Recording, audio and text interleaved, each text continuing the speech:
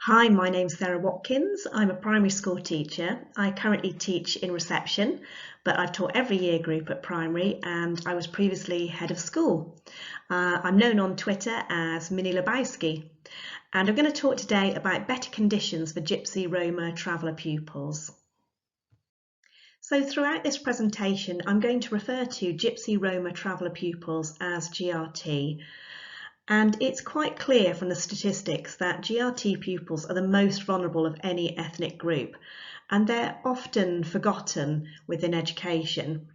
So you can see at the beginning here, they leave school at a much earlier age than any children in any other ethnic group. And it starts right from early years, the lower attainment standards.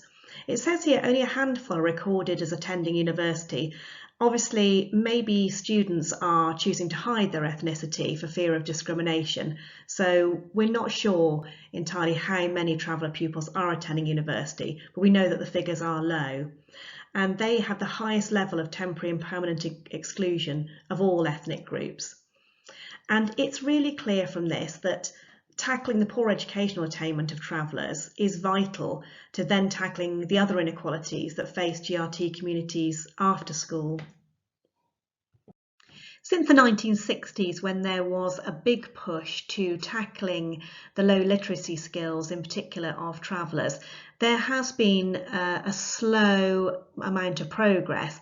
But as this quote from Sean Harford shows, there has not been enough progress at all in terms of tackling the inequalities experienced by GRT communities, and unfortunately their outcomes have continued to decline.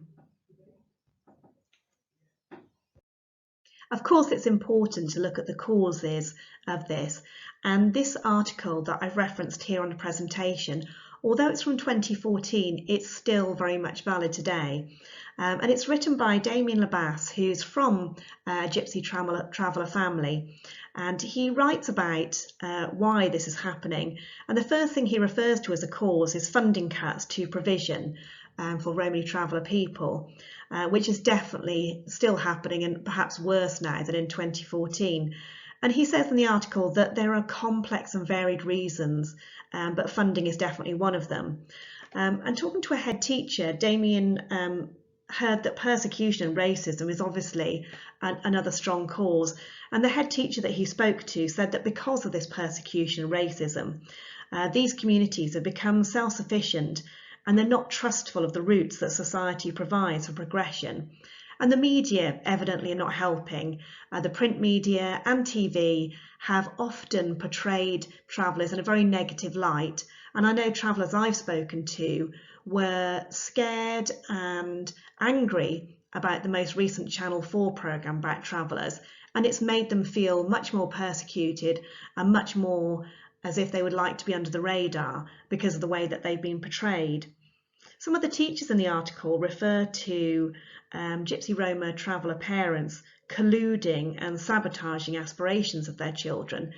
And it is true that there can be scripts, as it's referred to in the article, where teachers may start to say, well, travellers don't do well at this school, or travellers don't stay in education. And also on the other side, parents from that community might be saying, well, school isn't relevant to us. But as another teacher pointed out, it's really important to remember that this varies from family to family. Obviously, just like any other ethnic group, traveller families are not all the same. And Damien emphasised that he himself went home every night to 3 generations of Romany Gypsy women who believed really strongly in literacy. And as a result, he did incredibly well academically. I spoke about persecution of travellers, and a report by the Traveller Movement that was just released was examining barriers to education for travellers, and it found that 67% of travellers said that they'd been bullied at school. And there's a description here of the life at school of a young traveller girl who's aged 13. This is from the Friends, Families and Travellers website. And as she says here, she feels really uncomfortable, she feels isolated, she can hear people talking behind her back and referring to her as a pikey, and she also feels her teachers don't have time for her because they feel that she will be leaving school soon because of what they've seen with other traveller children. And in the report by the Traveller Movement, they found specific examples of horrendous abuse of traveller children. One girl reported a boy holding her by the neck and accusing her of spreading disease. So bullying is evidently a big reason why travellers are leaving school earlier than other ethnic groups. In 2010, the government released a report called Improving Outcomes for GRT Pupils, and although that was 10 years ago, unfortunately, progress for traveller children in education has declined. So I still think these areas are valid to explore because they haven't entirely been addressed within education. So researchers were employed to find out the best ways to improve outcomes, and these are the areas that they established. And the first one was safety and trust. So obviously the researchers felt that traveller children needed to feel safer in education than they do at that time, they do currently. And the researchers felt it was essential that schools specifically referred to travellers in their anti-bullying policy because travellers were not being supported sufficiently, and there was very high levels of bullying of travellers. Access inclusion was the second area that they looked at, these researchers, and they felt that it was essential to focus on the inclusion of travellers by communicating with the local communities. In terms of flexibility, the researchers felt that schools need to pursue a problem-solving approach that was based on dialogue with the parents. And talking to traveller parents, they've told me that it's really important that schools understand that many travellers have been through serious trauma and that there is some flexibility given to traveller children, especially if they display more challenging behaviour. In terms of high expectations, it was important, the researchers felt, to develop joint scripts where parents and the school both feel that GRT pupils do well at this school. And Tyson Fury talked recently in an ITV documentary about dream killers. He was having a conversation with his wife who was saying, well, in our community, traveller pupils don't stay that long in school. And Tyson got really angry about this and said that parents who limit their children's aspiration are dream killers, and that he felt that he'd broken the mould and broken with tradition. So partnership and respect were the last two areas that the researchers talked about in this report. And in my view, they're absolutely essential in terms of improving the outcomes for GRT pupils.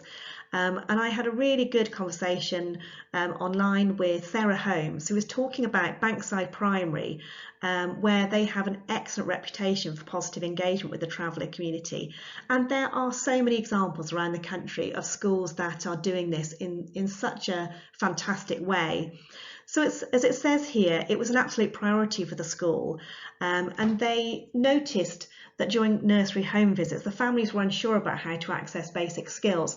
So they took a really holistic view to this, and the traveller community have such a strong partnership with the school. And I just love the quote at the end where Sarah says that the traveller community brings so much joy and life to the school. So that's a real success story in terms of partnership. One of the best ways to improve the outcomes for GRT pupils is mutual respect.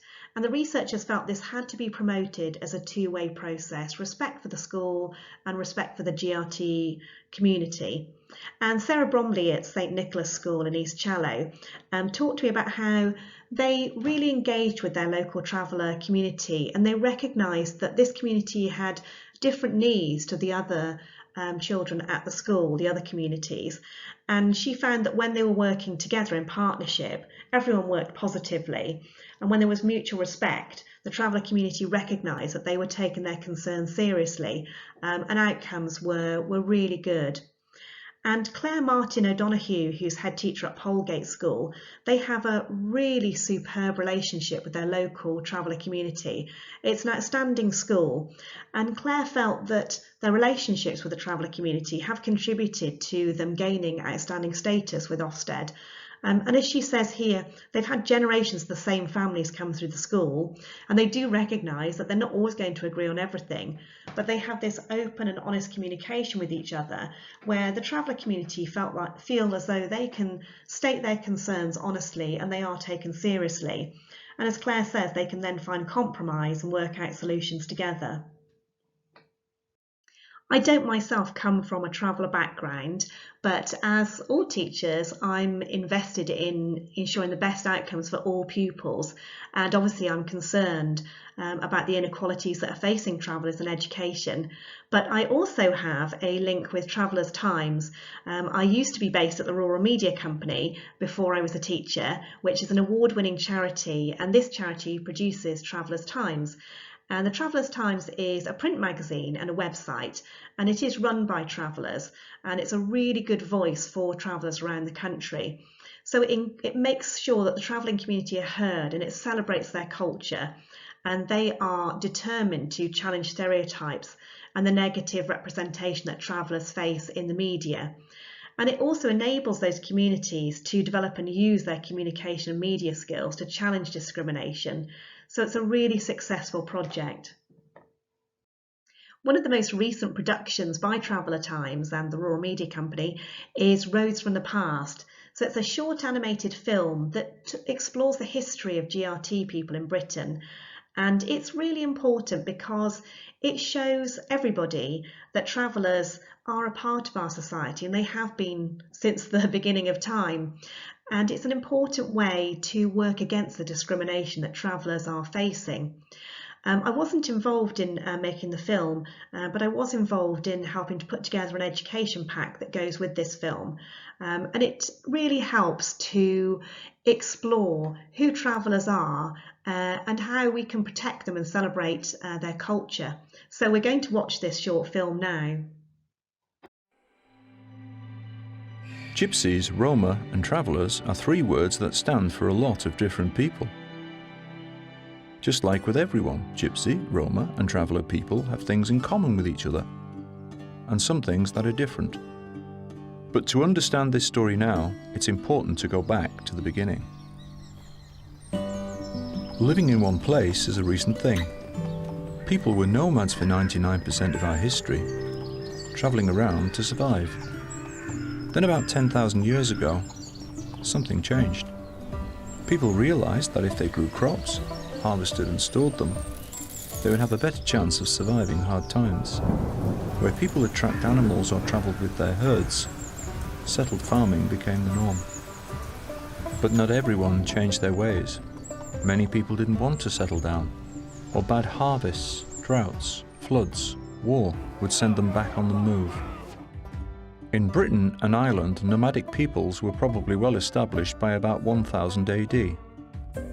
There were the Celtic traveller peoples, the Irish travellers who called themselves the Parvi or Mincas, and across the Irish Sea there were the Scottish travellers, the Norkin. They had their own languages. The Irish travellers talked the Gammon and the Scottish travellers spoke the Bula Ragad. Both have sometimes been called the Cant. Some travellers worked the land. Others were musicians and storytellers who brought entertainment and news to the people of the countryside. Some were horse dealers, tinsmiths and metalworkers. For centuries they lived in tents and travelled mostly on foot. One traditional name for the Irish travellers was An Lucht Shul, which means the walking people. Meanwhile, thousands of miles away, a people called the Roma or Romanis had been travelling west, starting from northwest India. The word Roma comes from an old word Rom, meaning man or husband. It isn't related to Rome or Romania, they just look similar. In the late 1400s, a group arrived in Scotland. They were received by King James IV. They told fortunes, had exotic-looking clothes, darker skin and an Indian language. Romani. They stood out from everyone else and were referred to as Egyptians, a word that eventually turned into gypsies. As time went on, they did much of the same work as other travellers. Some were specialists in other trades like wickerwork, charcoal burning, even pearl fishing and snake catching. In the 1500s and 1600s, there were some attempts to expel them from the land. In some cases, people were deported across the sea, or even hanged for being gypsies. But by the 1700s, Romany gypsies lived all over Britain. Some families mixed with the travellers who were already here. Down in England and Wales, like elsewhere, most nomads lived in tents made from arched sticks stuck in the ground with canvas on top. But some gypsies and travellers put their tents on flat carts to keep them off the cold, wet ground. The traveller's wagon was born. The bow-top became a common sight in Ireland as well as Britain. Later, wagons were purpose-built in various shapes and sizes, mobile works of art. Over the years, travellers went back and forth across the Irish Sea and the borders of mainland Britain. Some worked on the canals and motorways, fought in wars for their country, and many became self-employed. They did jobs like scrap metal collecting, roofing, flour selling, and tarmacking, trades you could take on the move, trades that continue today. Romany people from other parts of Europe continued to come, in small numbers at first, with more arriving in the 21st century. So those three words, gypsies, Roma, travellers, they hide a lot of meaning. They get used in lots of ways, but they're just the names of people, like English, Indian, or Italian. Over the years, some travelling people have settled down. Some move less often, and others hardly at all. But however they live, they take their languages, memories, and cultures with them. They are proud of their roots and their family, and why shouldn't they be? After all, if you go back far enough, there's a traveller in every story.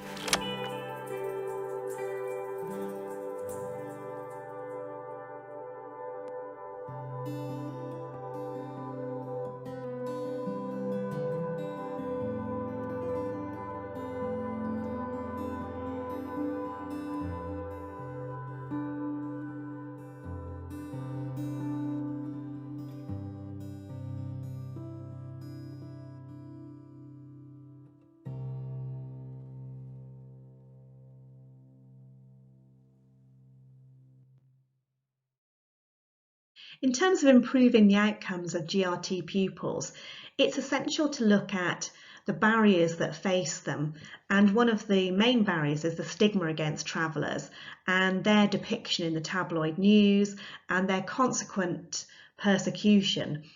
And it's essential that as educators we are helping to make travellers feel that they're just as welcome in our society as anyone else, and that non-traveller pupils understand that it is not right to discriminate against traveller pupils. They are an important ethnic group just as any other, and also that we give travellers a voice within education so that they don't feel that they have to hide their traveller identity. I've got a quote here from Ashley, who is a traveller pupil at secondary school. She has suffered bullying as a result of being a traveller, and she says here, "It's not our fault how we're born or raised. It upsets me because I don't want people to think I'm different. I want to make friends who accept me for who I am. We all have different upbringings and cultures, but we're all human." So thank you very much for listening.